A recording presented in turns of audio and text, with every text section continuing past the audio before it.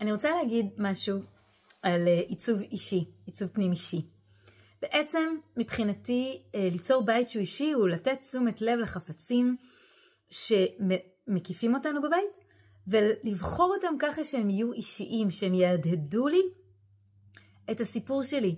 לבחור אמנות שמדברת עליי, לתלות תמונות משפחתיות שמזכירות לי איזה רגע כזה שצחקנו בו, איזה טיול כיפי, איזה זיכרון ילדות,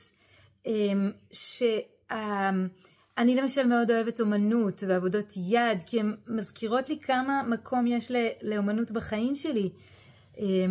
אז כל בחירה כזאת שמהדהדת את הסיפור האישי שלי ואת מימד הזמן ואת המשפחתיות, השייכות, היא עושה בעיניי עיצוב אישי. וכל בית הוא קצת אחר, הוא מהדהד את החיים של המשפחה שחיה בו.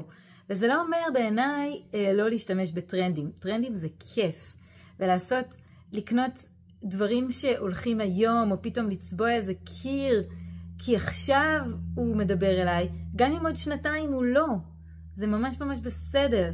אבל להכניס את ההתרגשות הזאת לעיצוב הבית, זה עושה המון.